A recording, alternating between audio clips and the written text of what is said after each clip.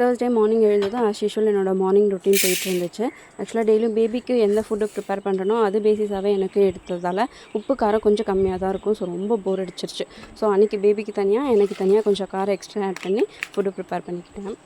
அதே மாதிரி இந்த மந்த்து ஃபுல்லாக சோமார விரதம் அப்படின்றதுனால காரக்குழம்பும் ப்ரிப்பேர் பண்ணக்கூடாது அப்படின்னு சொல்லியிருந்தாங்க.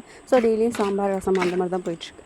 அதுவுமே போரிங்காக இருந்துச்சு. ஸோ நான் அன்றைக்கி சவுச்சவில் காரக்குழம்பு மாதிரி ப்ரிப்பேர் பண்ணலான்னு யோசித்தேன். பட் ஃபைனலாக சரி வேண்டாம் அப்படின்னு சொல்லிட்டு அகைன் கொஞ்சமாக துவரம்பருப்பு கடலைப்பருப்பு ரெண்டையும் பாயில் பண்ணிவிட்டு தேங்காய் அண்ட் காரம் கொஞ்சம் எக்ஸஸாக ஆட் பண்ணி அரைச்சி ஊற்றி கூட்டு வந்து ரெடி பண்ணிக்கிட்டேன்.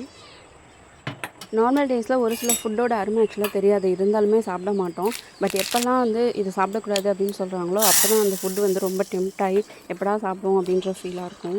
ஸோ அன்றைக்கி டே அப்படி தான் போச்சு. ப்ரீவியஸ் டேவோட லாங் வீடியோ விலாக் கீழே டேக் பண்ணுறேன். உங்களுக்கு விருப்பம் இருக்குது அப்படின்னா கண்டிப்பாக செக் பண்ணி பாருங்கள். ஸோ நெக்ஸ்ட் ஒரு இன்ட்ரெஸ்டிங்கான வீடியோவில் பார்க்கலாம். அண்ட் தேங்க்ஸ் ஃபார் வாட்சிங். பாய்.